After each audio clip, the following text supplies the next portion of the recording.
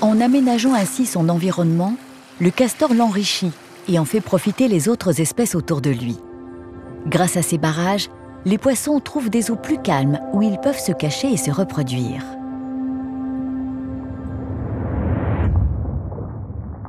Mais qui dit reproduction dit aussi prédation. Un chasseur ailé profite également des barrages du castor. Le martin pêcheur est un prédateur redoutable. Perché sur les branches, rien n'échappe à son regard perçant. S'il devine ne serait-ce qu'une simple ondulation, tout son corps se met en alerte.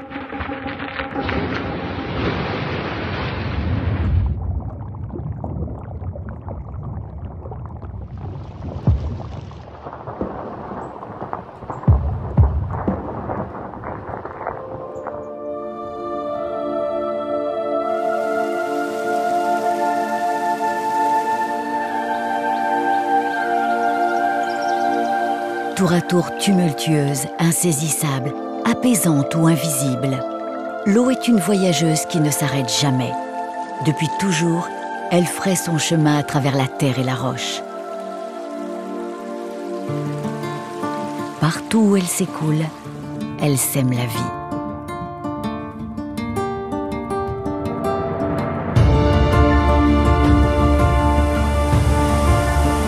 Torrents, fleuves ou rivières, des milliers de cours d'eau parcourent la France sur plus de 500 000 km. Un réseau exceptionnel, le plus vaste du continent qui dessine au fil du temps des paysages variés et majestueux, à la beauté aussi fascinante que méconnue. Des écosystèmes uniques et souvent vulnérables.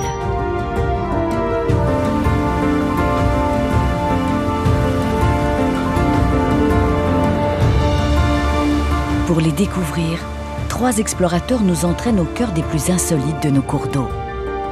Dans les entrailles de la Terre ou dans un monde de glace. Sur le dernier grand fleuve sauvage de France ou sous la surface d'une simple mare. Ils nous ouvrent les portes d'un monde insoupçonné et pourtant si proche. En suivant le fil de l'eau, nous parcourrons la France de nos plus hauts sommets jusqu'à nos côtes pour découvrir l'eau vive et ses habitants comme vous ne les avez jamais vus.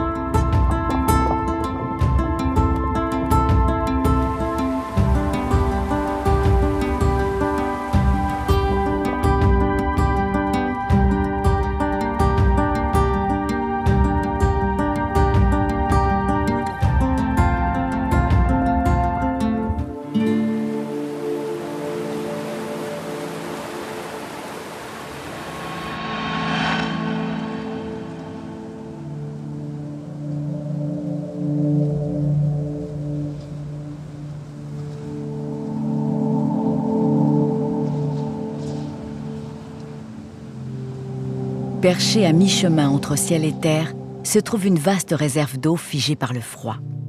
À plus de 2500 mètres d'altitude, au sommet du massif des Aiguilles Rouges, face au Mont Blanc, le lac Noir passe la plus grande partie de l'année sous une épaisse couche de glace. Mais quelques jours par an, pour celui qui ose braver le froid, elle se fend et dévoile un trésor aquatique unique en son genre.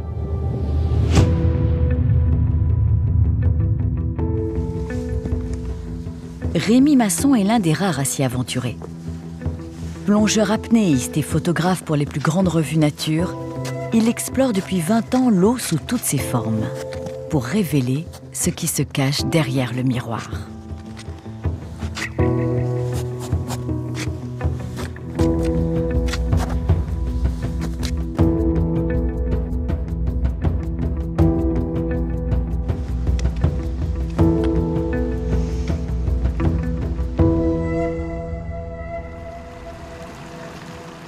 C'est juste superbe. C'est poches d'eau turquoise, donc ça c'est ce qui a fondu sur le lac. Et les parties de la glace qui sont plus fines, elles vont finir par percer en fait, donc faire des ouvertures naturelles qui vont permettre de plonger, d'aller sous la glace, parce que ce qui m'intéresse, moi, c'est ce qu'il y a dessous, dans le lac.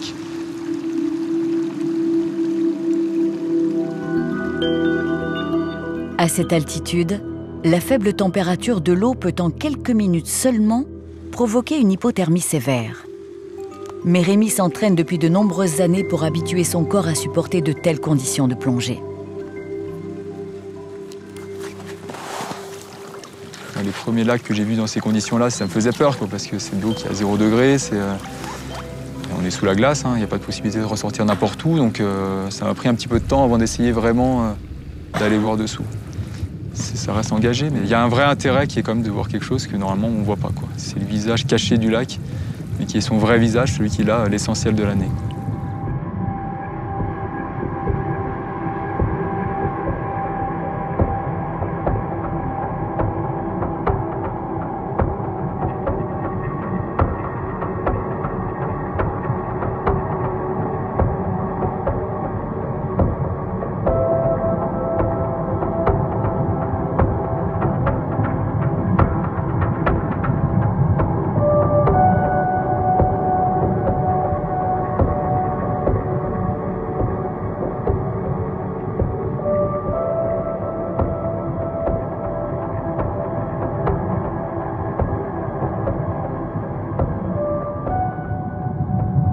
Sous l'eau, cette masse de glace, elle est à la fois belle et austère.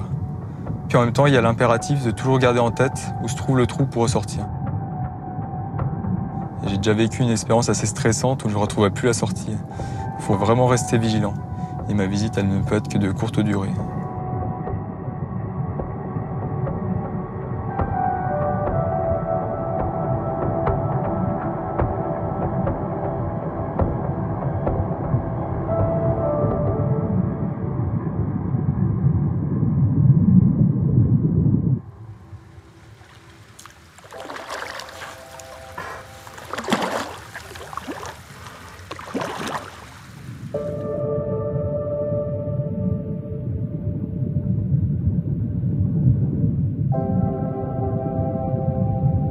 L'eau qui coule ici sur les montagnes, encore plus l'eau douce, à un moment donné, ça va être de l'eau qu'on va boire. Et donc c'est ce qui va aussi ensuite circuler dans notre corps, c'est le liquide de notre organisme, en fait c'est ça. Quand on en a cette notion-là, on se rend compte que c'est précieux et qu'aussi on fait partie de ce cycle finalement de l'eau. Et je pense que ça, chaque personne doit en avoir conscience. Et c'est le plus évident et c'est ce qu'on oublie, quoi. On a tendance à se mettre en dehors et on fait partie intégrante de ce cycle-là.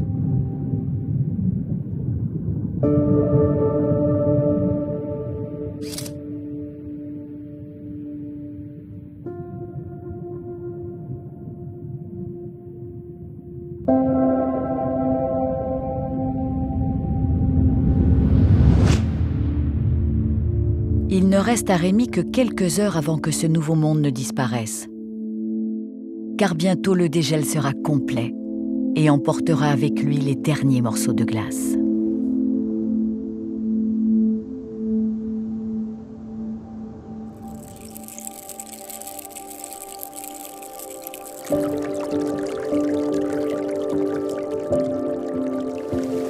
La chaleur printanière, doucement, libère l'eau captive.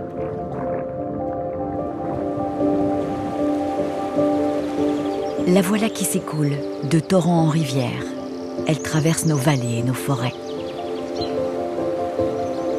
Avec son retour et celui du soleil, la nature se réveille. Les animaux s'activent.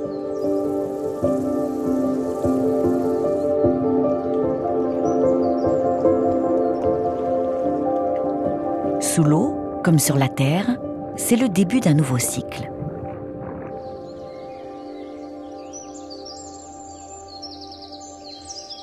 Pour une espèce que l'on croit souvent bien connaître, se joue alors un ballet aquatique aussi éphémère qu'intense. Après avoir passé l'hiver à l'abri du gel sous les feuilles mortes et les souches de nos sous-bois, les crapauds sortent de leur hibernation.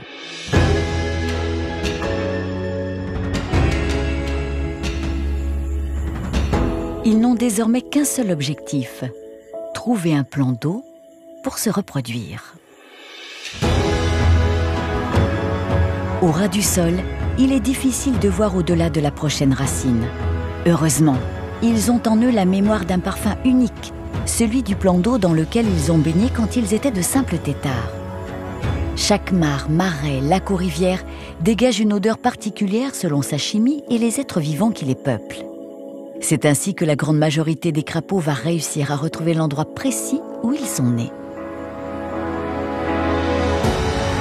Mais cette migration n'est pas sans risque. Après parfois plusieurs jours de déambulation, les survivants rejoignent par centaines le point d'eau où ils vont pouvoir se reproduire.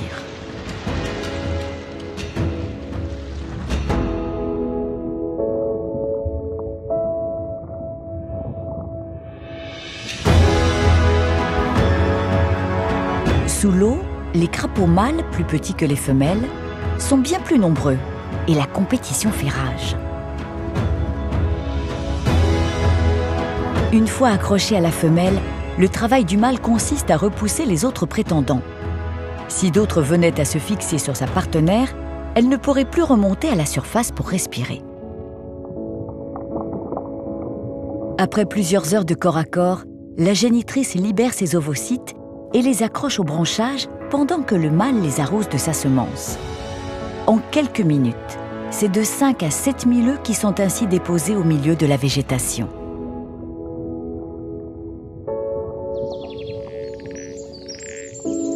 Une fois leur mission accomplie, la femelle retourne dans la forêt.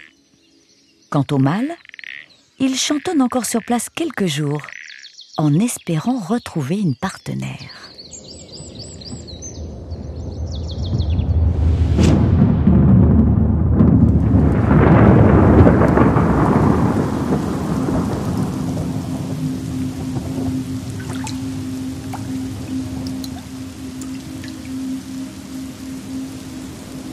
À chaque averse, l'eau recommence un nouveau cycle.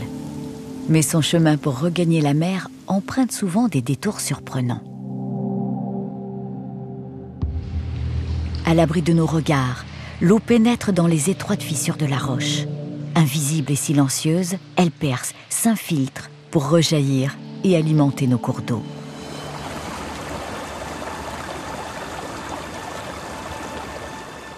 Au pied du mont Ventoux, le Toulourenc marque la frontière entre la Drôme et le Vaucluse. Si cette rivière est connue pour serpenter entre de profondes gorges, des dizaines de kilomètres de son tracé restent pourtant secrets, invisibles aux marcheurs. Pour les découvrir, il faut s'immerger dans les entrailles de la Terre. La spécialité de Frédéric Swierczynski, plongeur et spéléologue depuis plus de 30 ans.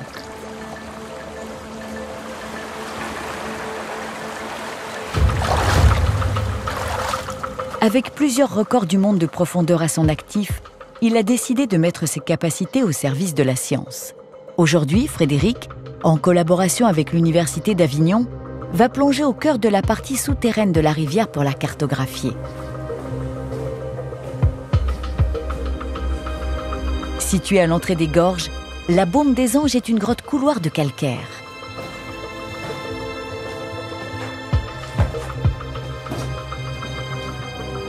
C'est l'unique point d'accès vers l'immense réseau inexploré du Toulourenc.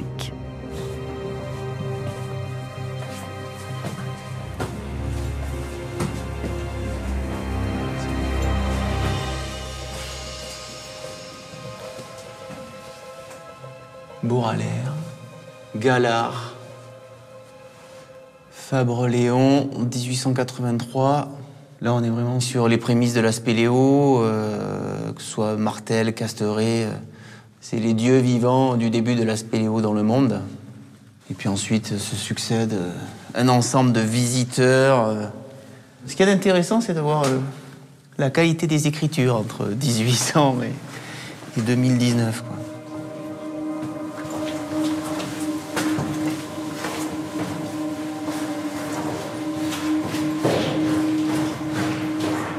Ça y est, on est arrivé au siphon, fin de la partie sèche de la grotte. Donc là, c'est le début de la plongée. Si les rivières souterraines sont très rarement modélisées, c'est qu'elles imposent des plongées extrêmes, où le corps et le matériel sont mis à rude épreuve. Frédéric est l'un des seuls plongeurs au monde à pouvoir les réaliser. Pour cette plongée, il va utiliser un scooter sous-marin équipé de caméras d'un genre particulier. Elles enregistrent en 3 dimensions et à 360 degrés et vont lui permettre de cartographier avec précision, pour la première fois et en temps réel, l'ensemble de la cavité.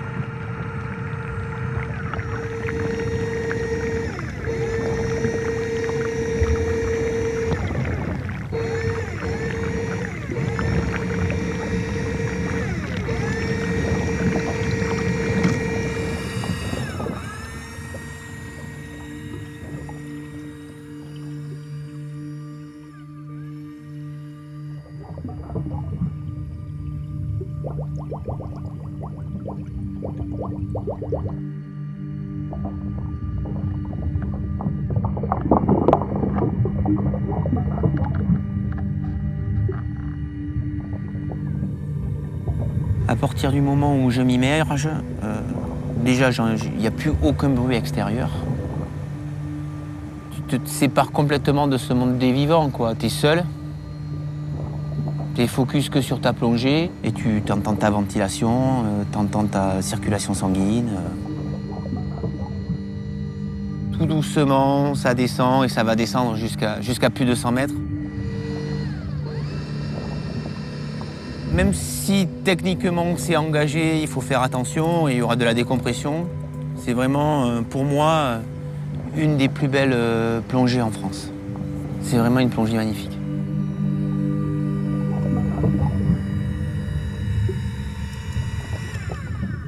Par endroits, des témoignages rappellent combien les rivières souterraines peuvent être dangereuses. Frédéric le sait. Sous l'eau, le moindre problème physique ou matériel peut être fatal. Sans assistance ni possibilité de ressortir rapidement de la cavité, il ne peut compter que sur lui-même et son expérience. Le long de la paroi, une mince cordelette accompagne sa progression. C'est le fil d'Ariane. Installé par les plongeurs successifs, il balise la grotte. À son extrémité, commence la partie encore inexplorée de la rivière. Frédéric a fini sa mission et se permet une incursion dans l'inconnu, à plus de 100 mètres de profondeur.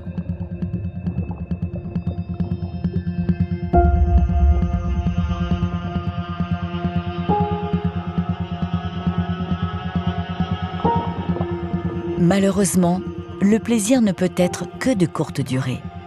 Les réserves de gaz et les temps de décompression imposent de faire demi-tour.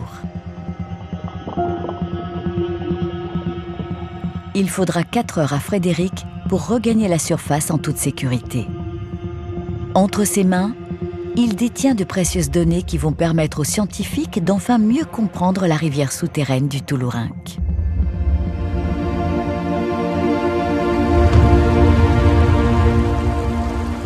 Il n'est pas toujours nécessaire de s'immerger dans les profondeurs de la Terre pour découvrir des milieux naturels exceptionnels.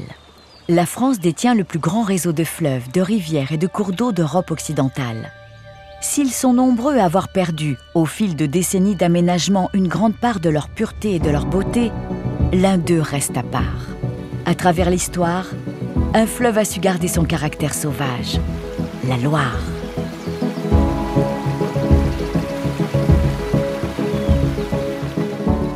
Elle s'écoule vers l'océan Atlantique depuis les reliefs de l'Auvergne sur plus de 1000 km. Au milieu du Massif central, la Loire s'étend librement à travers les canyons encaissés et semble danser avec la roche.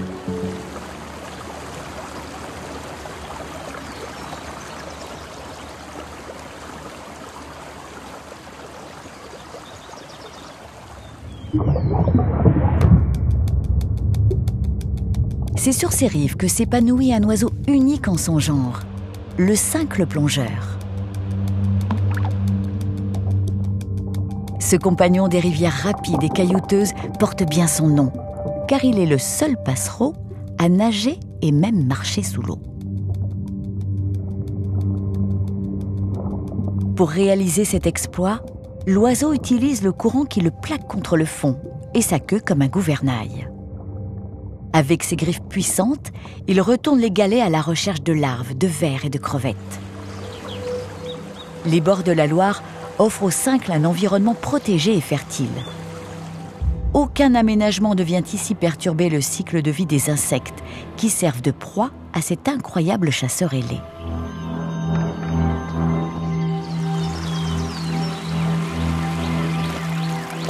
Si la Loire est encore aujourd'hui un sanctuaire de la vie sauvage, c'est en partie grâce à un homme. L'hydrobiologiste Roberto Epleux a consacré sa vie à la sauvegarde des rivières et fleuves sauvages. Il y a 30 ans, il est arrivé sur les bords de la Loire et n'en est jamais vraiment reparti. Entre deux combats, Roberto aime se rendre à l'origine de ce fleuve mythique, à sa source. C'est bien le goût de la source de la Loire. Et quelle qui sent comme ça. Elle n'est pas encore chargée avec beaucoup de sédiments. C'est le goût de la pluie, le goût du ciel, on peut dire.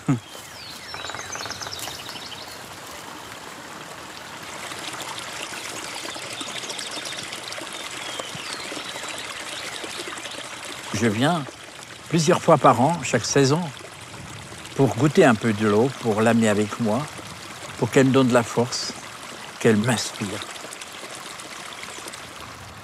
Elle me donne sa vitalité, elle me ressource finalement.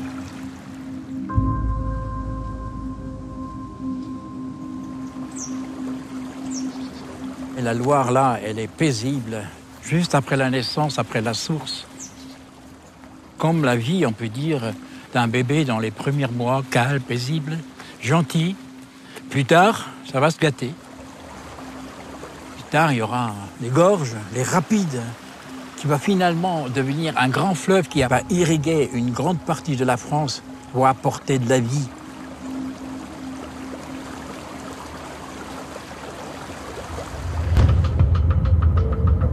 Pour défendre les derniers cours d'eau sauvages, Roberto a créé l'association SOS Loire Vivante. Avec d'autres amoureux de la nature, il mène des actions de terrain partout en France. Cet après-midi, il est préoccupé par une rivière qui s'écoule non loin de chez lui, la Gazeille. Sur cet affluent de la Loire, un particulier souhaite restaurer un barrage du 19e siècle pour alimenter une petite turbine électrique. Alors, avec Grégoire, un naturaliste de son association, Roberto a été chargé par le département d'évaluer l'impact environnemental de ce projet. Bon, alors, on a le vieux barrage, parce que c'était un ancien moulin finalement, qui était alimenté par ce canal, qu'on voit bien à droite là.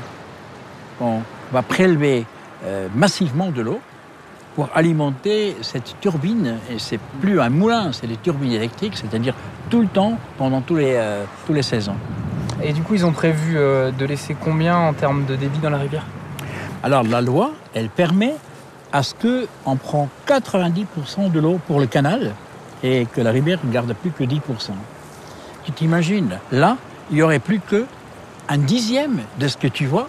C'est impensable. Un filet. Pour la vie, pour les poissons. Bon. Ah ben c'est sûr qu'il y a un risque pour les espèces, les microphones, quoi. Ah oui. Puis elle rejoint la Loire. Donc, il est important d'avoir cet axe biodiversité intact. Ce qui inquiète Roberto et Grégoire, c'est qu'en modifiant le débit de la Gazeille, le fonctionnement naturel de la rivière pourrait être perturbé. La profondeur, la vitesse des courants, la nature des fonds sont autant de modifications qui peuvent être mortelles pour de nombreux organismes aquatiques.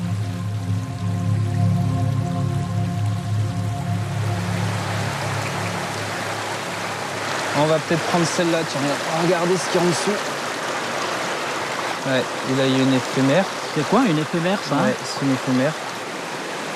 C'est des larves, là. Elles vont passer entre 1 à 3 ans dans l'eau. Et ensuite, elles vont se transformer en insectes volants. Elles sont bien adaptées, en fait, aux endroits avec des courants forts, parce qu'elles ont des pattes où elles vont pouvoir s'accrocher facilement sur les pierres et elles vont rester dans le courant, quoi. On va la reposer, du coup, on va la remettre dans le même sens et au même endroit.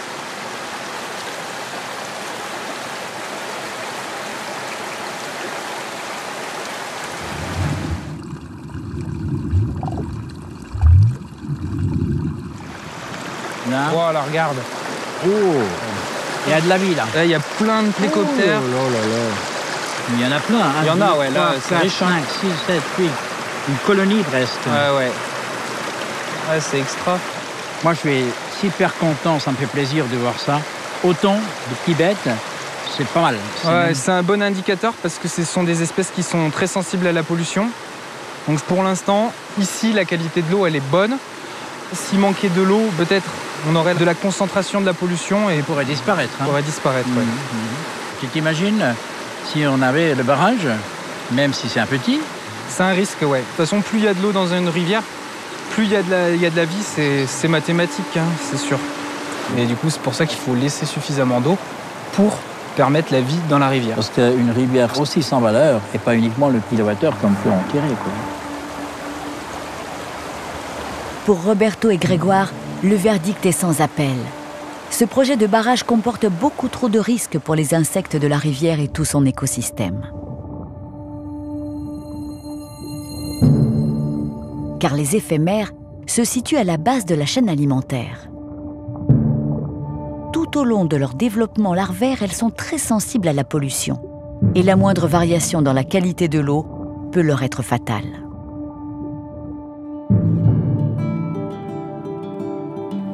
Après plusieurs années passées sous l'eau, l'éphémère se mue en un insecte volant.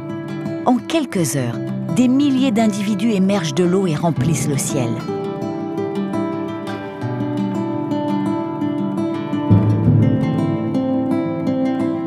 Elles n'ont que 24 heures pour se reproduire ou devenir une proie. Si aujourd'hui en France, une espèce d'éphémère sur 5 est menacée de disparition, l'insecte fragile continue de s'épanouir sur les bords de la Gazeille et de la Loire.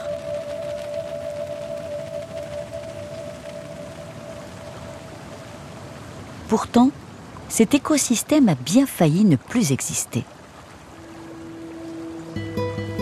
Un peu plus bas dans la vallée, un immense projet de barrage devait noyer sous 100 mètres d'eau des kilomètres de gorge. Pour la Loire et sa remarquable biodiversité, les conséquences auraient été terribles. Alors, des milliers de citoyens venus de toute l'Europe se sont mobilisés pour empêcher la création du barrage de Serre de la Fare. En février 1988, Roberto et ses amis débutent ici une occupation non violente. Nuit et jour, été comme hiver, la lutte va durer 5 ans. Ils seront jusqu'à 10 000 opposants à vivre sur les rives de la Loire. Et puis, en 1991, les politiques s'inclinent. C'est la victoire. 30 ans après, certains d'entre eux se retrouvent ce soir sur les bords du fleuve. Une manif européenne sur un barrage à Serre de la Fare, en Haute-Loire. Tu devais même pas savoir où c'était, il n'y avait pas de GPS à l'époque. Hein. Non, je suis venu de Budapest directement à Serre de la Fare. Et t'es venu là et t'es encore là, camarade. Oui. Ouais, mais c'est ça. C'est pour ça que je suis allé à...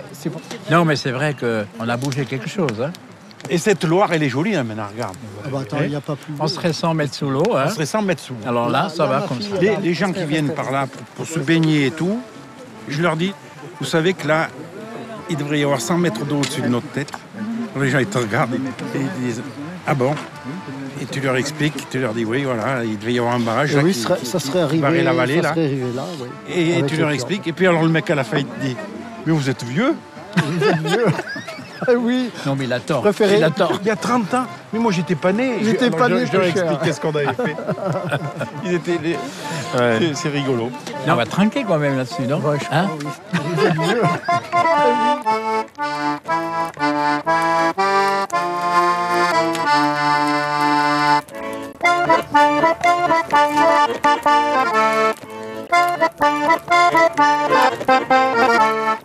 Moi, et quand je suis venu pour la première fois à la Loire, je suis tombé amoureux. C'est comparable comme si on tombe amoureux d'un être humain. Et je crois que ça m'est arrivé. Puis beaucoup d'autres l'aiment aussi. Oui, on peut vraiment tomber amoureux d'une rivière et d'un fleuve.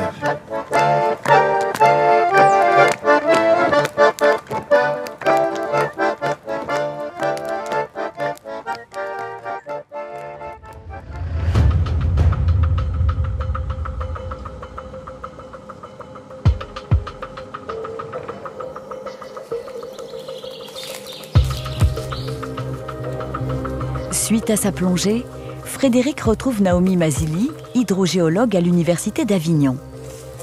C'est elle qui, dans quelques semaines, commencera à analyser les données rapportées par Frédéric.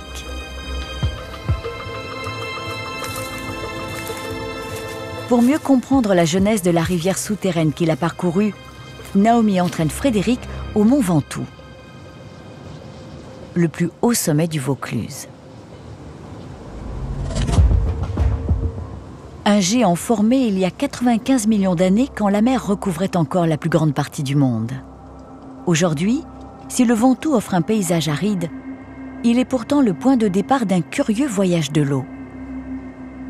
Lorsque les premières gouttes de pluie touchent sa roche pour la première fois, elles s'infiltrent sur des centaines de mètres sous le calcaire avant de rejoindre les rivières des vallées voisines.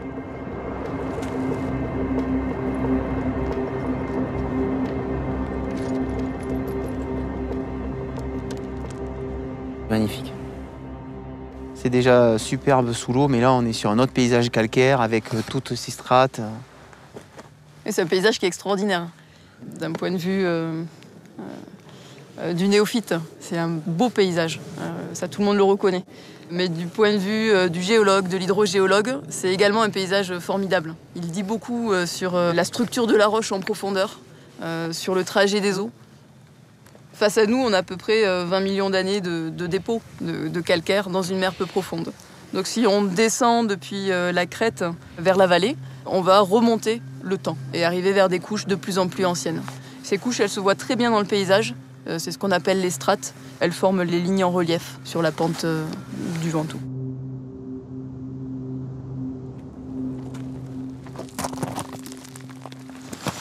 Alors, regarde Fred.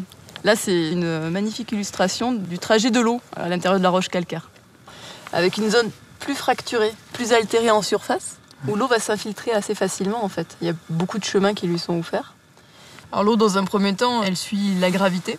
Elle cherche le chemin le plus facile pour rejoindre la source. Donc on s'attend à un chemin plutôt vertical. Mais cette roche calcaire, elle n'est pas homogène. Donc on peut retrouver des zones qui comprennent plus d'argile, qui vont forcer l'eau à poursuivre son chemin, parfois pratiquement à l'horizontale, jusqu'à pouvoir de nouveau plonger pour rejoindre sa zone noyée. Donc en fait, le déplacement de l'eau et la sortie, c'est simplement suivant la nature des matériaux et la facilité à s'écouler. Voilà, c'est ça. Et l'eau pénètre la roche, la dissout, fraie son chemin, et la roche enrichit l'eau de ses éléments, de ses minéraux. On a tous goûté des eaux de source. On sait bien qu'elles ont des goûts très différents.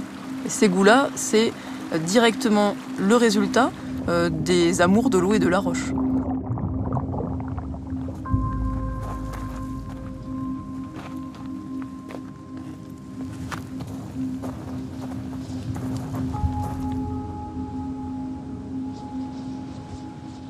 Alors d'où vient l'eau de Notre-Dame-des-Anges? Alors, pour te répondre dans un premier temps de façon très générale, elle vient de ce bassin calcaire qui nous entoure. Ce qui est formidable, c'est qu'on ne connaît rien de ce réseau qui est sous nos pieds. C'est un continent qu'il nous faut découvrir. Et aujourd'hui, tu penses que ma part d'exploration, ça te permettra de progresser sur quoi, sur ce mystère? Toute la topographie que tu fais, ça peut nous permettre de comprendre un petit peu pourquoi cette source à cet endroit-là, de mieux comprendre la genèse de la source. Derrière, il y a des applications très directes pour tout ce qui est la gestion de la ressource en eau. Où va-t-on prendre notre eau? Quelles activités est-ce qu'on peut faire en surface sans risquer de la contaminer? La Provence est souvent perçue comme une région aride. Elle détient pourtant le plus grand réseau souterrain d'eau douce de France. Il s'étale sur près de 30% du territoire. Des réserves en eau potable immenses dont l'homme n'a qu'une petite connaissance.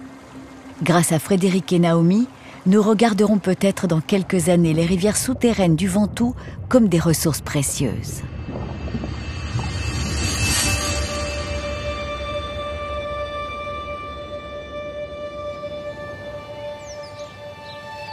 Plus au nord, entre les monts du Lyonnais, serpente le Séran, un petit affluent du Rhône, une rivière comme il en existe des milliers en France.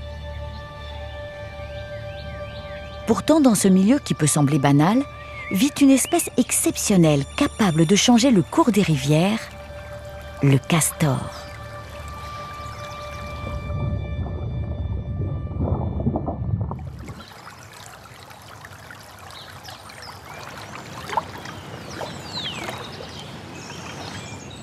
Rémi connaît bien l'animal et ses habitudes pour avoir publié de nombreux reportages sur ce rongeur emblématique. Il a déjà réussi à le photographier sous l'eau. Et cette fois-ci, il espère bien ramener des images inédites.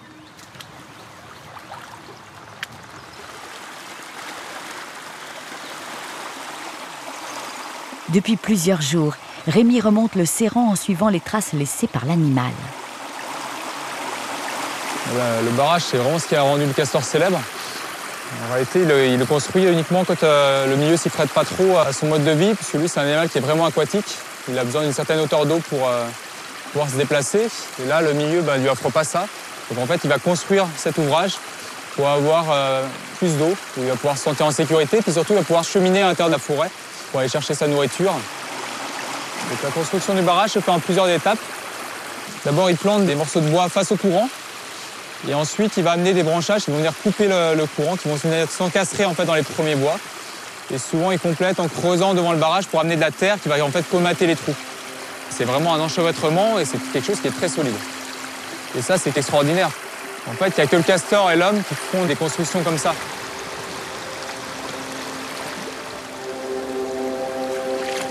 En aménageant ainsi son environnement, le castor l'enrichit et en fait profiter les autres espèces autour de lui. Grâce à ces barrages, les poissons trouvent des eaux plus calmes où ils peuvent se cacher et se reproduire.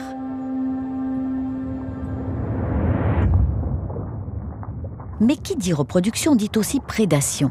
Un chasseur ailé profite également des barrages du castor. Le martin pêcheur est un prédateur redoutable. Perché sur les branches, rien n'échappe à son regard perçant. S'il devine ne serait-ce qu'une simple ondulation, tout son corps se met en alerte.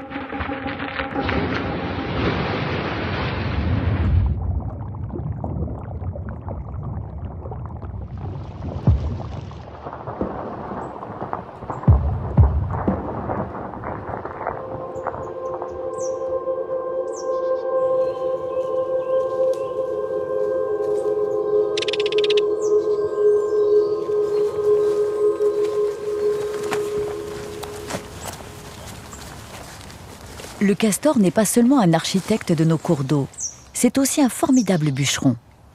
Strictement végétarien, l'animal se nourrit de branches de saule ou de peuplier.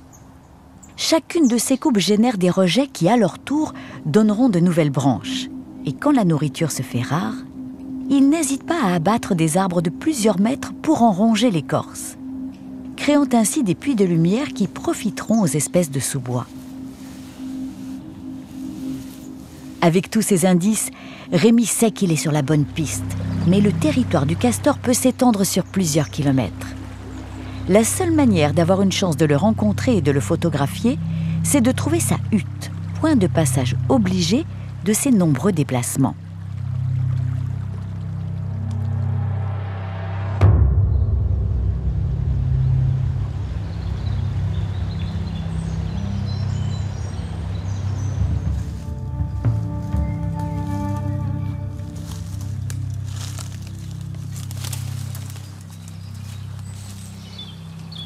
Je m'attendais à trouver une hutte parce qu'il y avait beaucoup de traces. Alors celle-là, elle est vraiment impressionnante. Je crois que c'est la plus grande que j'ai jamais vue, quoi. Elle est super large. En fait, la hutte, c'est la maison du castor. Donc l'entrée est toujours immergée. Et puis, il y a un couloir qui mène à une loge qui est située au-dessus de l'eau, où la famille, en fait, se repose.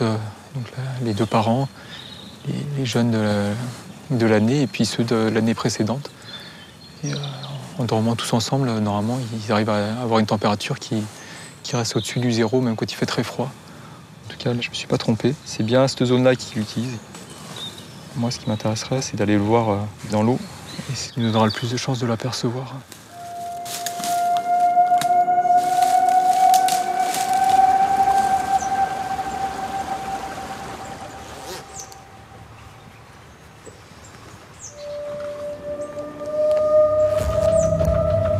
Après une longue traque, il est enfin temps de plonger pour Rémi.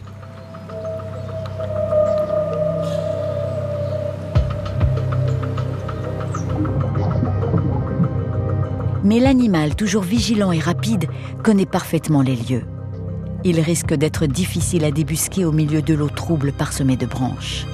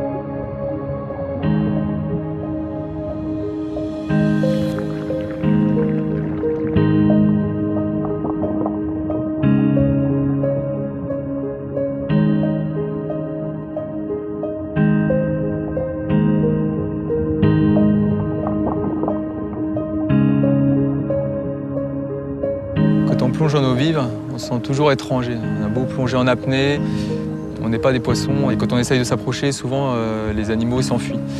Et ça, c'est une frustration, mais qui nous montre que c'est pas notre milieu.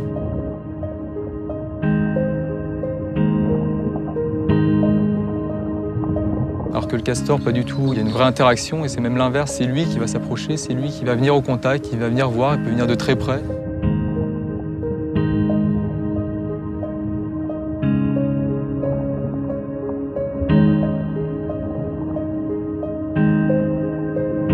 On ne force pas les choses en fait, c'est la nature qui vient à nous. Et ça, c'est vraiment quelque chose qui est important et c'est aussi quelque chose qui est rare. C'est-à-dire que là, on se sent accepté finalement, on fait partie du milieu.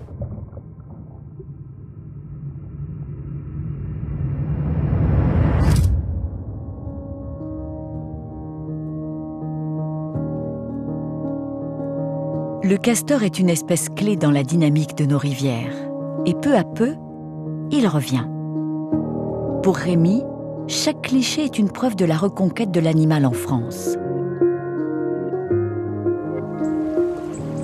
Exterminé pendant des siècles pour sa fourrure et pour sa chair, le castor d'Europe a bien failli disparaître. Mais sa protection et sa réintroduction ont porté leurs fruits. On estime qu'aujourd'hui 14 000 individus vivent dans 50 départements.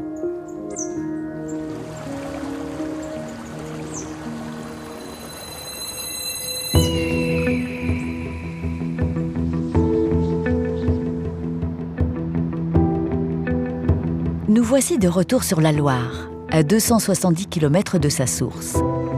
Après avoir traversé le Massif central, elle rencontre les plaines agricoles de la Bourgogne. Ici, malgré la proximité des hommes, le fleuve Royal sert de sanctuaire à de nombreuses espèces d'oiseaux. Alors en 2015, l'État a choisi de faire de cette portion du fleuve une réserve naturelle. Mais bien que protégée, la Loire a-t-elle retrouvé sa biodiversité? Pour le savoir, Roberto, Corinne et Anne-Fanny mènent aujourd'hui une mission d'évaluation environnementale pour le compte de la région.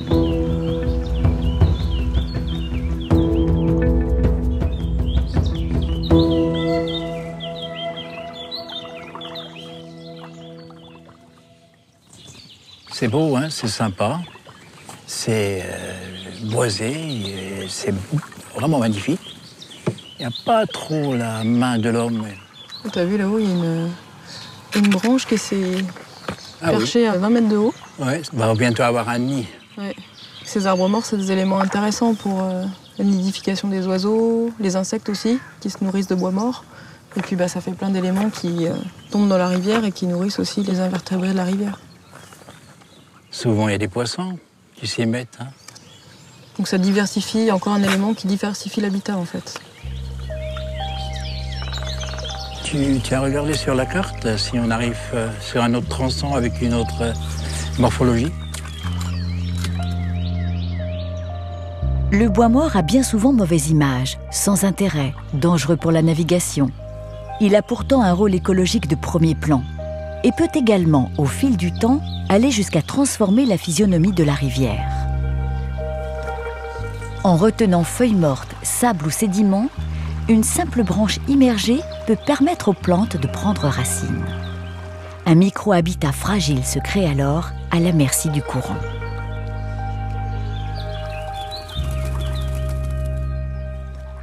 Cet îlot de quelques dizaines de mètres de long, lui, a su résister aux nombreuses crues hivernales et constitue un terrain d'étude parfait pour Roberto et son équipe.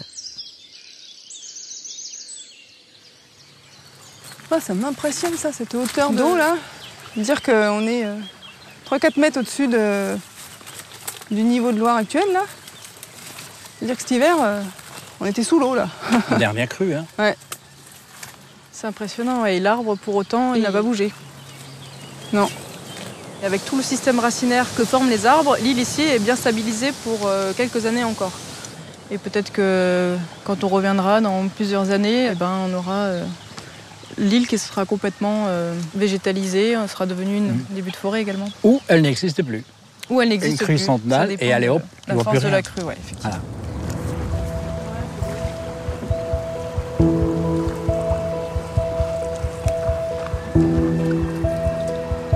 En fait, le sauvage, c'est un perpétuel changement. Un jour, il y a une île, peut-être la prochaine crue va l'enlever, mais peut-être sera encore là en centaines d'années. La succession et le changement, c'est la base du fonctionnement naturel.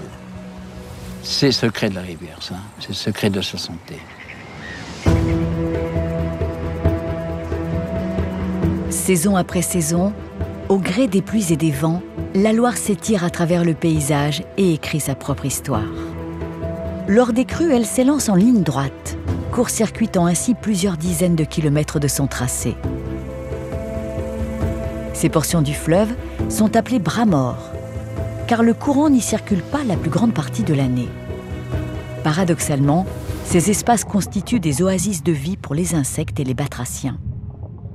Et une espèce en particulier y joue un rôle écologique insoupçonné. Un amas d'œufs de moustiques pondus il y a 2 jours vient de donner naissance à une 50aine de larves. Une fois sortie de sa membrane, la larve peut commencer à se nourrir. À l'aide de ces 2 éventails de soie, elle entraîne vers elle des particules végétales et animales. Au fur et à mesure de son développement, la larve de moustique va ainsi nettoyer l'eau de ses impuretés, jusqu'à 2 litres par jour à elle seule. Une autre mission nettement moins connue du moustique est la pollinisation. Seule la femelle se nourrit de sang, et uniquement pour le développement de ses œufs. Le reste du temps, elle butine comme les mâles et participe activement à la reproduction des plantes. Un habitant bien typique des berges de la Loire prospère grâce à lui. L'hirondelle de rivage. Bien moins nombreuses que leurs cousines qui nichent dans nos granges, les hirondelles de rivage sont les plus petites d'Europe et les premières à revenir d'Afrique au printemps pour se reproduire et nidifier. Elles sont intimement liées à la rivière où elles se nourrissent de petits insectes qu'elles chassent au ras de l'eau.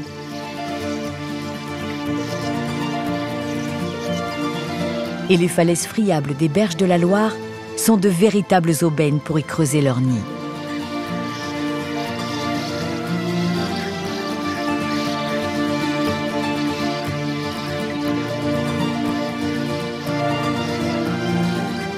Mais ces sites naturels propices à l'hirondelle de rivage sont de plus en plus rares.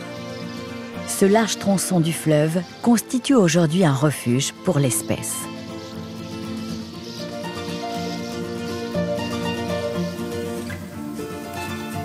Pour finir leur évaluation, Roberto et son équipe rejoignent Katia Ducroix, en charge de la réserve, et sa consoeur Hélène Chevalier.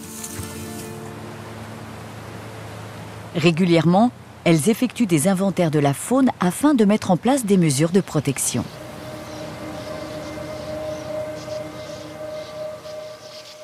Katia, il y a quand même une très grande biodiversité, notamment des oiseaux, il y en a plein de différentes. Ah oui, tout à fait. Là, on a vu le guêpier, on a de l'hirondelle de rivage aussi qui se retrouvent sur les mêmes secteurs, hein, toujours sur les berges d'érosion de la Loire.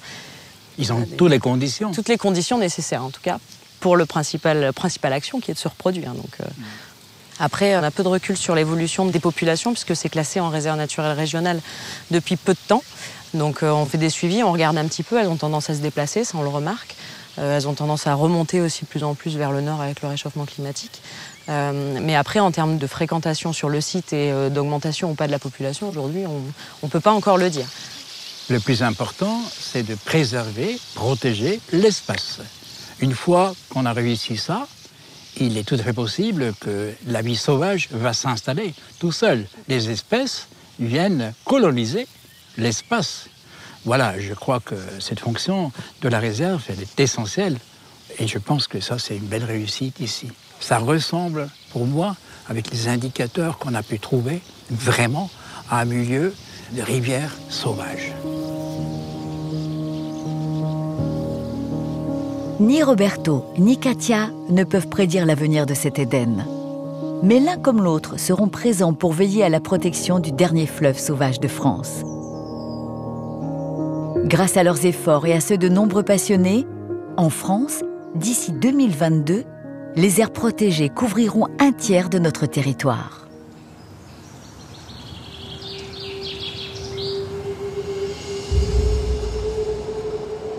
Dans notre pays, les recoins de nature les plus surprenants ne se trouvent pas toujours au cœur des réserves.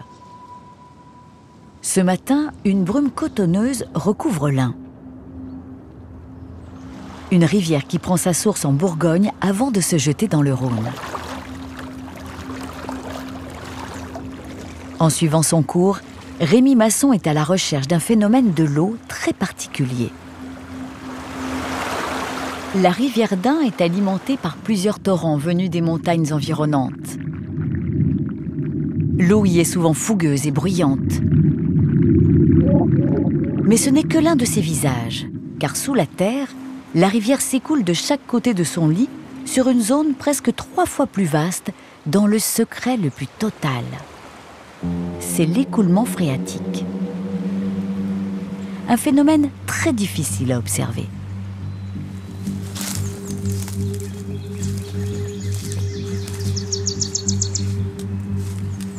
Pour moi, chaque sortie dans la nature est l'occasion de faire des découvertes. De nos jours, il n'y a plus de grandes étendues sauvages où l'homme n'a jamais mis les pieds. Mais il reste quelques lieux secrets, méconnus ou oubliés. Pour les découvrir, il suffit parfois de suivre le fil de l'eau.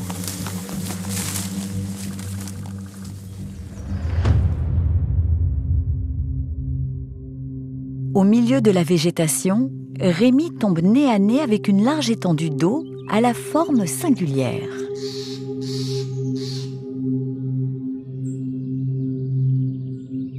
Pour le photographe, ce petit lac perdu pourrait être le début d'une nouvelle découverte aquatique.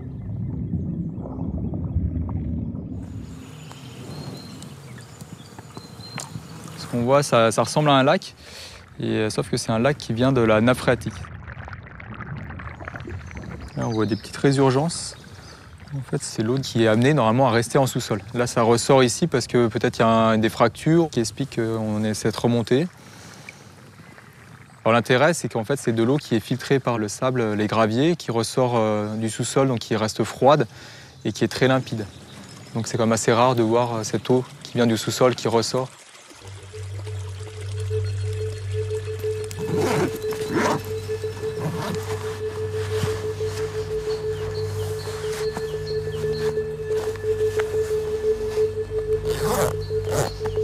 Ce petit lac perdu dans la forêt. Je le vois un peu comme une porte, comme un passage vers un autre monde à la fois mystérieux et fantastique.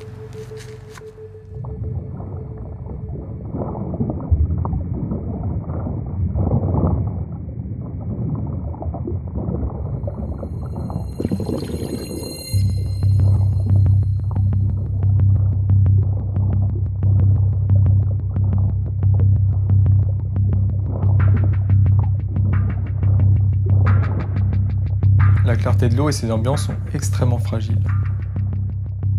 Ça demande d'aller tout doucement, de palmer lentement, d'essayer de toucher le fond au minimum. Parce qu'on sait qu'au moindre mouvement, en fait, on va soulever des sédiments, que ce soit les sédiments du fond, que ce soit ceux qui sont sur la végétation. Mais ce petit parfum d'inconnu associé à tel décor, c'est vraiment le rêve de tout plongeur photographe.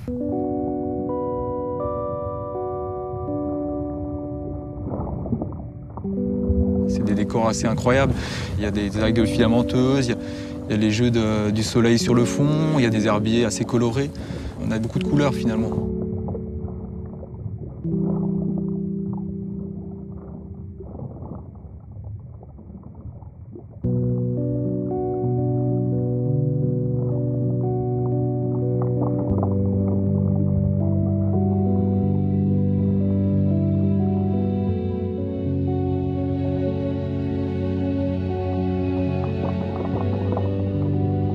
On a aussi des poissons, puisqu'il y a un contact qui se fait quand même avec la rivière au moment des crues. Il y a des espèces qui vont remonter le courant et venir soit se reposer, soit éventuellement se reproduire.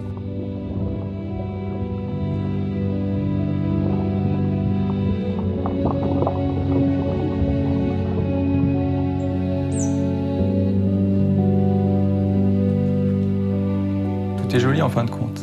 Et sans que ce soit très grand, je peux passer beaucoup de temps et finalement pas m'en lasser. C'est assez dur à décrire avec des mots, et d'ailleurs c'est pour ça que je fais des images. C'est pour pas avoir à expliquer ce qu'il y a d'intéressant à voir. Une photo, ça parle tout de suite.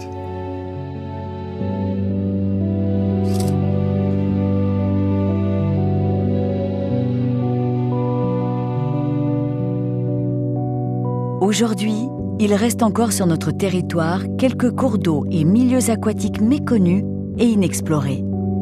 Des espaces vulnérables que Rémi garde précieusement pour mieux les protéger.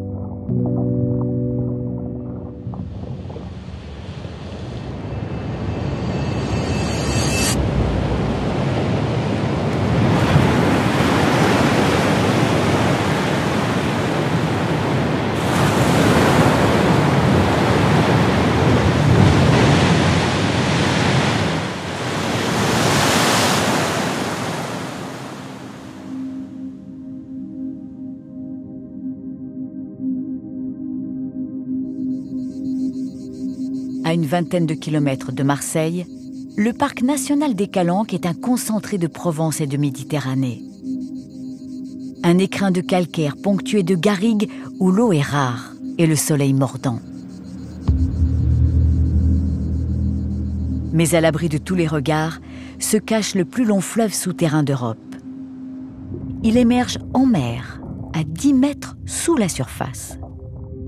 On l'appelle la rivière mystérieuse.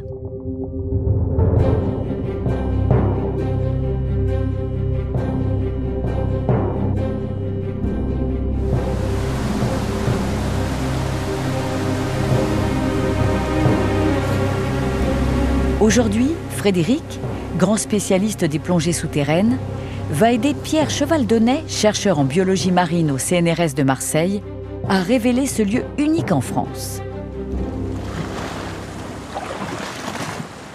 Depuis 30 ans, Pierre explore les calanques de Marseille pour comprendre le fonctionnement de cet écosystème fragile. Mais même pour un plongeur confirmé, la rivière mystérieuse est un terrain d'étude inaccessible et dangereux. Grâce à Frédéric, Pierre va pouvoir s'aventurer là où nul biologiste n'est jamais parvenu. On est bien d'accord, on prend l'entrée principale au milieu des Gorgones. Celle de droite, hein. Voilà. Et toi, à partir de quel moment tu as débuté les prélèvements? Moi, je vais regarder plutôt et faire des photos dans la première partie. Et ensuite, c'est après le talus que je ferai plutôt des prélèvements dans la partie qui commence à être vraiment obscure. Donc moi, je vais rester vraiment en sécurité parce que là-bas, ça brouille vite et on peut se perdre rapidement. La rivière mystérieuse s'étale sur des kilomètres sous le parc des Calanques. Après les premières dizaines de mètres de l'embouchure, commence une terra incognita pour la science. Dirigé dans sa plongée par Frédéric, Pierre espère y faire des découvertes majeures.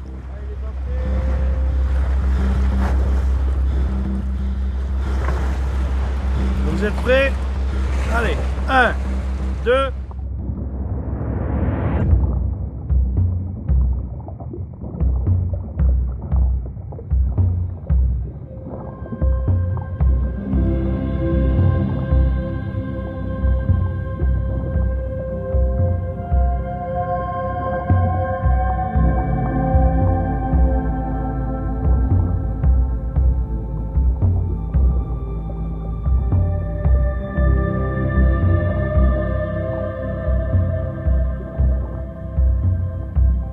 Quand on plonge à Portmeau, on part toujours de cet écrin de verdure et avec le bleu de la mer, les reflets du soleil.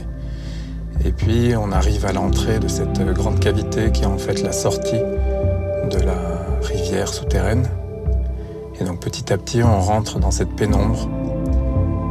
On commence à voir petit à petit les nombreuses couleurs des organismes qui peuplent les parois de cette entrée de grotte.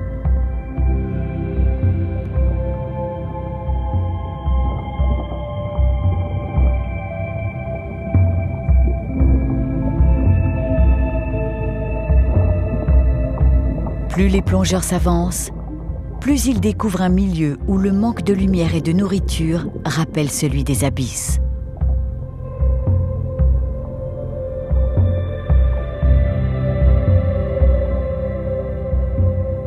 Mais ce n'est pas cet environnement de grotte marine, connu de la science, qui intéresse Pierre, mais ce qui se cache plus loin.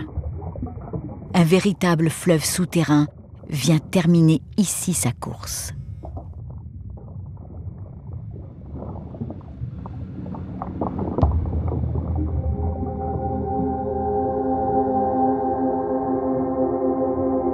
Ce qui fait le caractère de la rivière de Portmeau, c'est cette eau douce qui sort, ce qui est inhabituel dans une grotte sous-marine.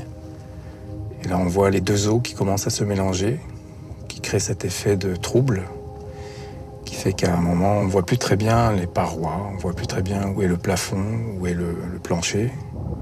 Les sensations sont mises à rude épreuve.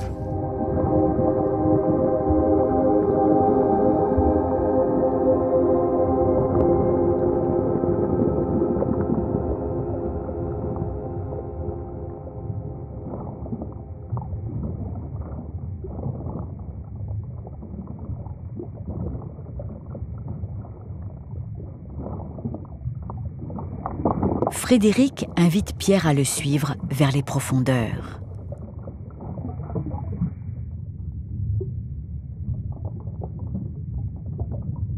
Autour d'eux, du sable, de la roche, un véritable décor minéral.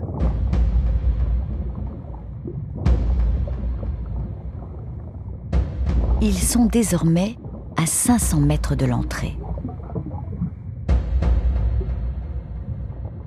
Là, on pénètre dans un système qui est gigantesque, dont on peine parfois à voir les limites. C'est vertigineux. On est aspiré vers le fond de la rivière. C'est de l'inconnu. C'est sans doute plein de nouvelles choses à découvrir. C'est pour ça qu'on est là. Pour explorer cette zone, Frédéric tend un fil d'Ariane, l'assurance vie du plongeur. Il permettra aux deux hommes de pouvoir retrouver leur sortie au retour.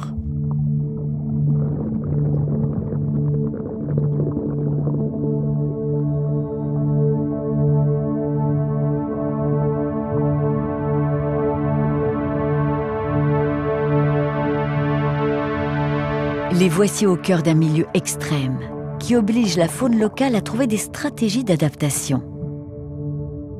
Ici, la vie ne fait que quelques centimètres.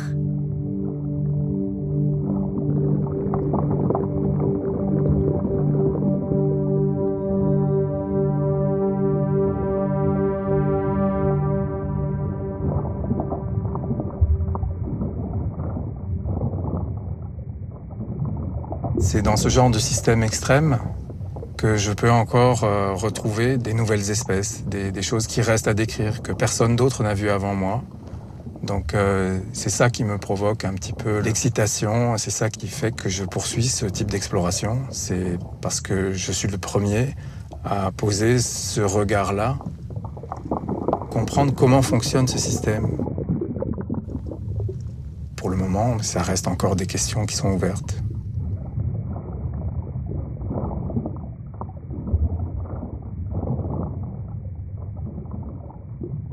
Après 1h30 de plongée éprouvante, Frédéric ordonne le départ. Il est temps de revenir à la surface. Les plongeurs laissent derrière eux un monde encore largement méconnu, en espérant y avoir puisé quelques-uns de ses secrets.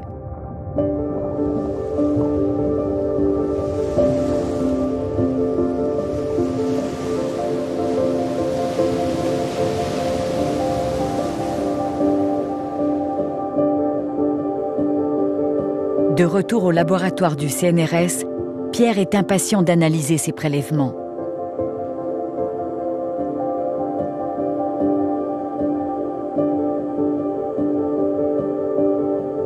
La lentille du microscope dévoile ses premières découvertes.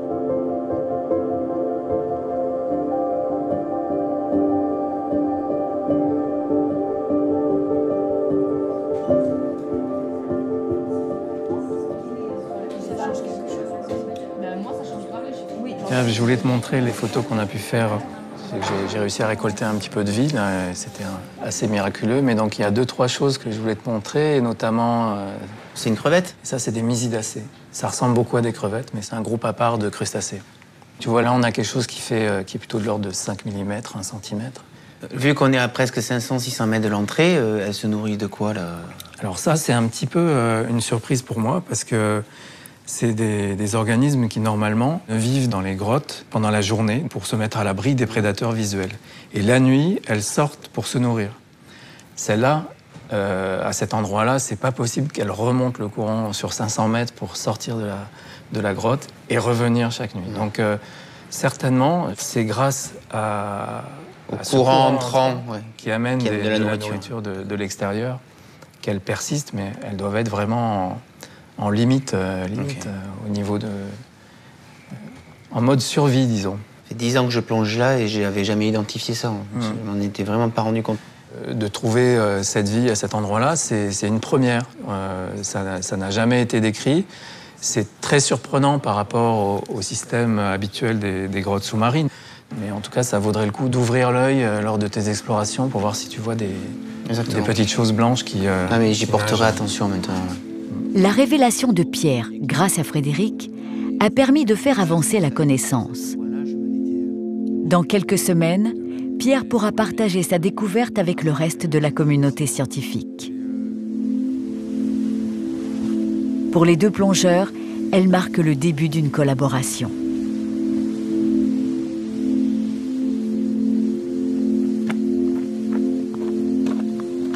En France, on estime que ces fleuves souterrains pourraient occuper plus d'un tiers du territoire. Des mondes à part que seuls des hommes comme Frédéric peuvent explorer pour nous aider à mieux les comprendre.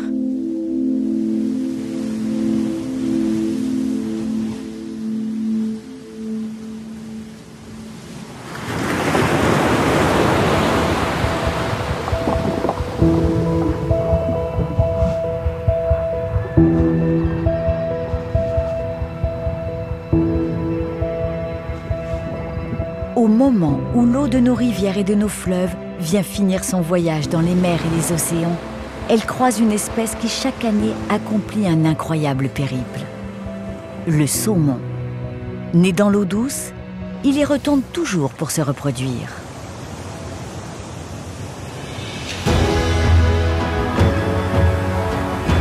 Après avoir parcouru des milliers de kilomètres à travers l'océan, guidés par le champ magnétique terrestre, les saumons de l'Atlantique retrouvent l'embouchure de la rivière qui les a vus naître.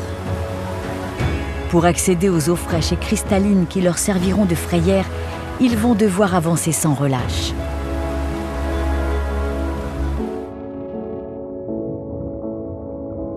Seuls les plus valeureux arrivent enfin à destination.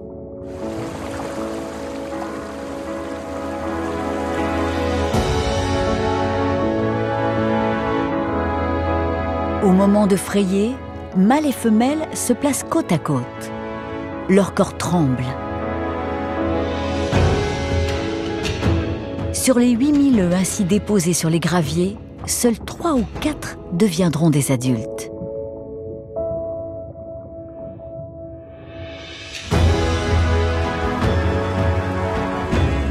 Dans ces eaux proches des sources, à l'abri des plus gros prédateurs, le jeune saumon va grandir avant de regagner la mer à son tour.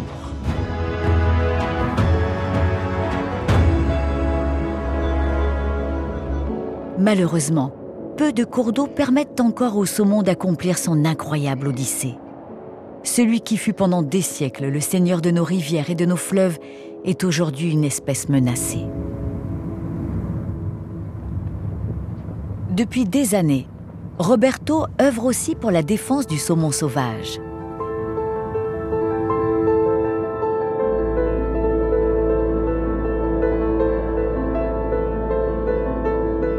Ici, dans la baie du Mont-Saint-Michel, il y a à peine un siècle, des dizaines de milliers de saumons pénétraient dans l'estuaire pour remonter les cours d'eau.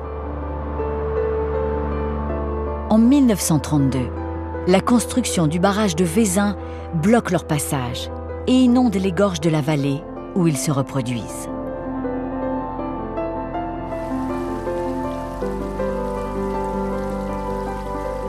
De nos jours, ils ne sont plus que quelques centaines à s'aventurer chaque année dans la baie. Mais aujourd'hui, Roberto vient voir un de ses rêves se réaliser.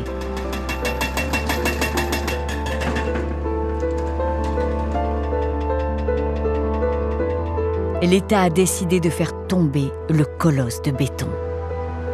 En juin 2019, une première brèche a marqué le point de non-retour du plus grand effacement de barrage jamais réalisé en Europe.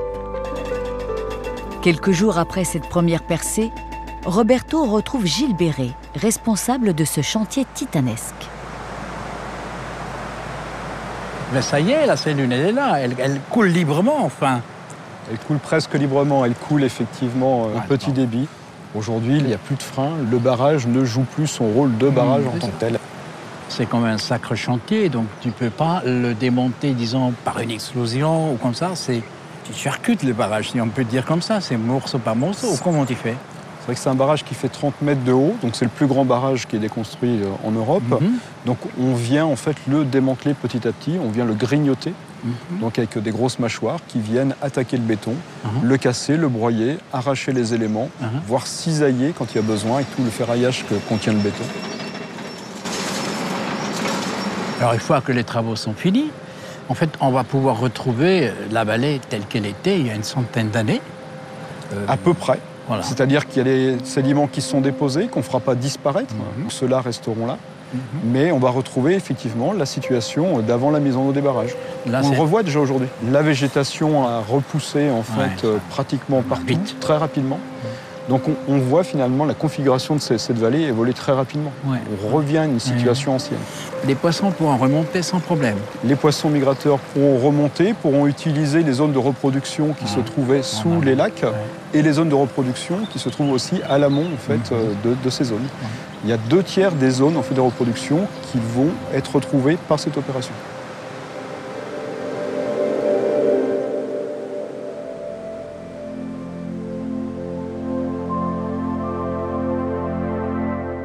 Avec le démantèlement du barrage, c'est un cercle vertueux qui se met aujourd'hui en place. L'eau stagnante, autrefois interdite à la pêche et à la baignade, retrouve doucement sa liberté. Et avec elle, une qualité qui profite à tout l'écosystème. Dans quelques mois, la Sélune deviendra l'une des rares rivières françaises entièrement libre d'obstacles.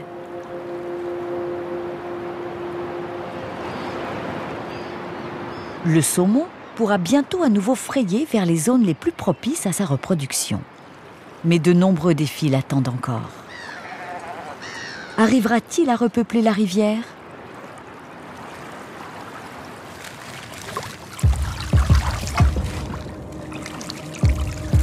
Pour répondre à ces questions, Émilien Lannes, biologiste à l'INRA, et ses collègues se sont fixés comme défi de capturer et marquer les saumons de la Sélune pour suivre leur déplacement.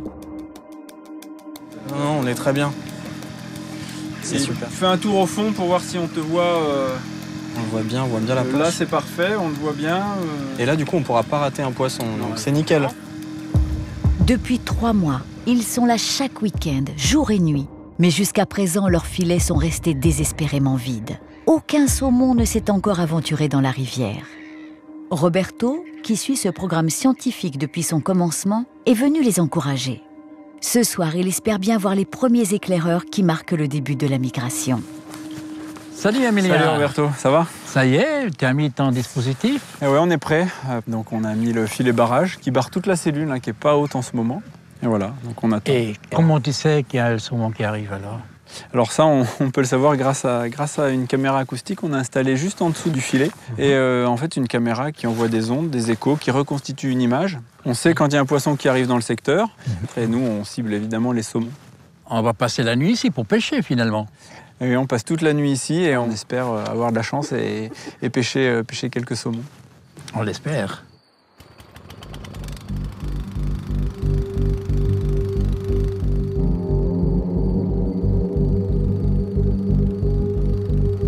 Alors là, ça bouge là. Oui, il y a un petit poisson qui remonte. Là, il va longer notre filet barrage. Préparez-vous, les gars. Il remonte, il remonte, il remonte. Et remontez!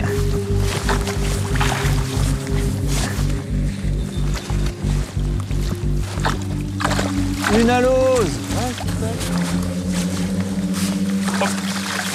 Tiens, vous venez, les gars. Et ça. C'est génial. Ouais. Ah bah magnifique, une alose. Ah non, mais c'est même pas une alose, c'est... Mais non, c'est un saumon. Mais c'est incroyable. Il est tout petit. J'avais pas de lumière, je voyais rien du tout. Et ça brillait vachement. Super. Bon, par contre, l'eau est super chaude. Faudrait amener la lumière. La persévérance d'Emilien et ses collègues a enfin porté ses fruits. Il leur faut maintenant agir avec précision et délicatesse pour perturber le moins possible le poisson. Donc on a tout ce qu'il faut. La taille, t'as donné la taille? 51,5. Alors ça, c'est ce qu'on appelle localement sur la Sélune un castillon. Oui, c'est un saumon, un petit saumon qui est né, celui-là il est né il y a 2 ans, il a passé juste un hiver en mer. Et donc c'est la première fois qu'il revient dans la rivière, dans la Sélune. Il est probablement né en amont et justement, grâce à cet émetteur, on va avoir plein d'informations pendant tout son trajet entre maintenant, donc on est début juillet, jusqu'à sa reproduction en décembre. On va avoir plein d'informations sur là où il est, qu'est-ce qu'il fait, etc.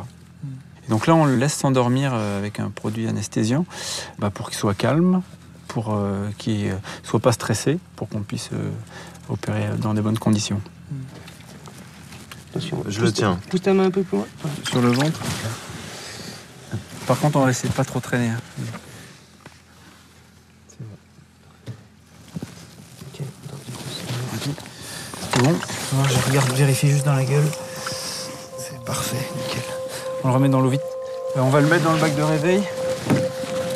Voilà.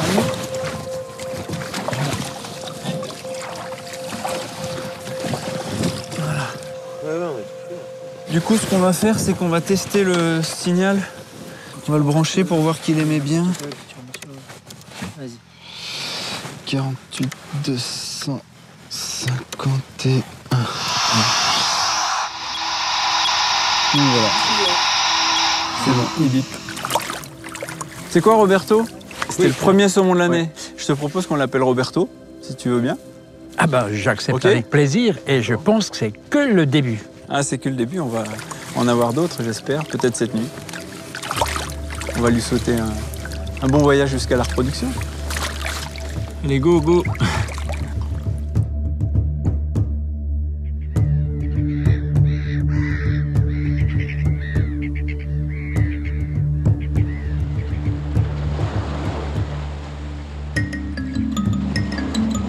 Jusqu'au petit matin, les captures s'enchaînent.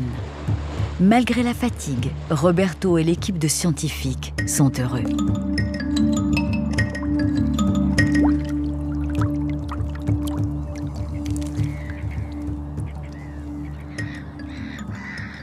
Alors là, on ne regrette pas d'avoir passé une longue nuit. Non, on ne regrette pas, non, pas du tout. Je t'ai vu faire ce geste tendre de le remettre dans l'eau. De l'accompagner. En fait, on espère qu'il va pouvoir continuer sa route et puis qu'il va pouvoir se reproduire, que ses petits vont pouvoir se reproduire à nouveau et pendant plusieurs générations comme ça, retrouver le chemin de la Sélune. Nos études, elles ont vocation à fournir de la connaissance qui pourront aider éventuellement à la gestion de cette espèce et donc favoriser son développement et son épanouissement dans ce milieu qui est quand même formidable. Donc les conditions sont là, peut-être qu'il redevient aussi nombreux comme il était il y a une centaine d'années. On l'espère. Alors là, on aura gagné. Alors on aura gagné.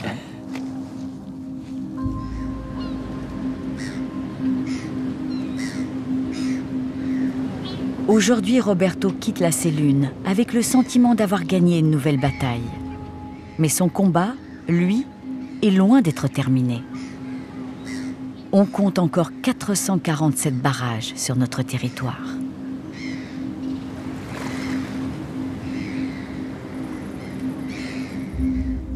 Saison après saison, l'eau poursuit son cycle immuable.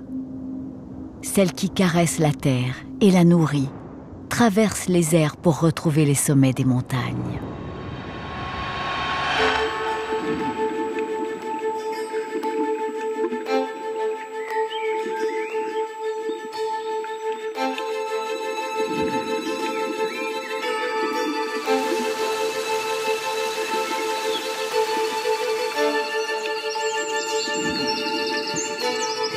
Rémi, accompagné de son père et de son fils Kenzo, a voulu revenir dans le massif des lacs de la Tempête, près duquel il a grandi.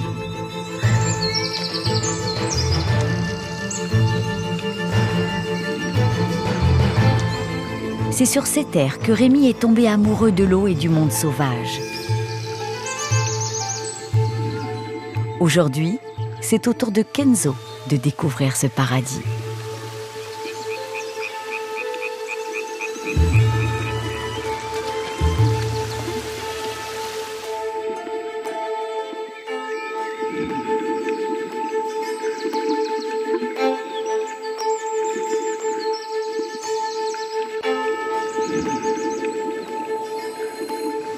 Et voilà, on est arrivé. T'as vu le lac? Il est superbe. Allez, on pose les sacs. Ouais, ça fera du bien. Papa, je peux aller jouer? Alors tu peux, mais au bord c'est de la mousse, donc tu fais attention de ne pas t'enfoncer. Ok? Tu peux chasser les grenouilles. Bah, c'est vrai que c'est chouette hein, là, pour un enfant. Comme toi, la première fois qu'on est venu. Je sais pas si tu te rappelles. T'étais haut comme ça. Non, je me rappelle pas. Mais par contre, je suis content de pouvoir lui faire partager la même chose. Parce que je pense que ça a beaucoup influencé après l'intérêt que j'ai pu avoir pour la nature, pour ces milieux aquatiques. Je pense que c'est l'âge aussi où il faut le faire parce que quand on est enfant, on touche sans appréhension, on regarde un peu partout et même si tu ne gardes pas forcément d'image très claire de ces instants-là, tu l'as vécu et ça reste au fond de toi. Tout le monde devrait avoir accès à ça. Pour moi, c'est important, quoi. Mais j'espère bien avoir mes arrière-petits-enfants ici aussi. Des petits-enfants. On parle à Kenzo aussi.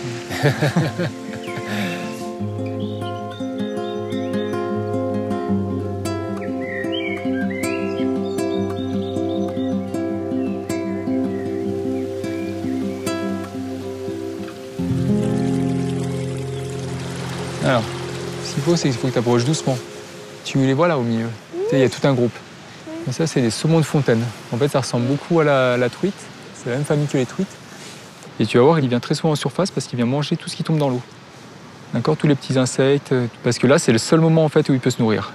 Parce qu'en lac de montagne comme ça, il n'y a que 2 saisons. Il y a un été qui est très court et puis un hiver qui est interminable. Et c'est pour ça qu'il doit se nourrir le plus possible. Regarde, t'as vu? Ouais, dès que t'es un petit peu patient, tu les vois. Hein. Ah bah tu peux, vas-y, bah, fais-moi en photo hein, si tu veux. Comme ça, tu sauras faire. Vas-y, appuie.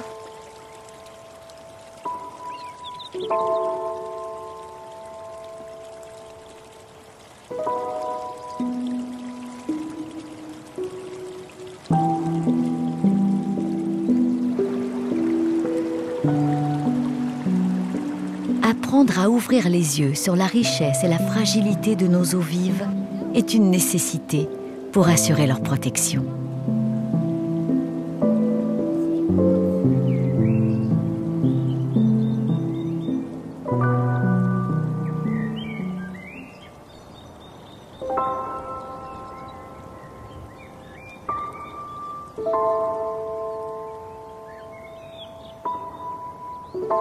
Pour Rémi, ce moment de partage en famille vient marquer la fin d'une année consacrée à la découverte d'univers insoupçonnés. Dans quelques mois, il repartira à la recherche de nouveaux terrains d'exploration pour témoigner de l'incroyable richesse de nos eaux vives. Frédéric, lui, va continuer à mettre ses compétences et son expérience au service de la connaissance. Il est déjà en train de préparer ses prochaines missions pour comprendre le mystère de l'eau.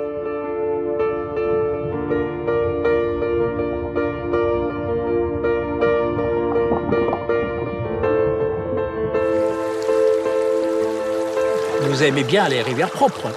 Oui. Et le saumon, c'est pareil. Alors c'est votre responsabilité, pas celle de vos parents. Hein.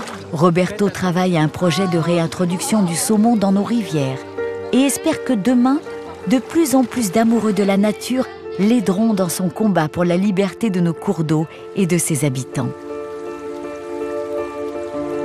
Chacun de nous est intimement lié à l'eau, qui du ciel jusqu'à la mer accomplit à chaque saison un formidable cycle. Mais nul besoin de faire un long voyage pour en saisir sa force et sa beauté. Il suffit de suivre fleuves, rivières et ruisseaux qui jalonnent nos villes et nos villages pour contempler l'eau dans toute sa majesté.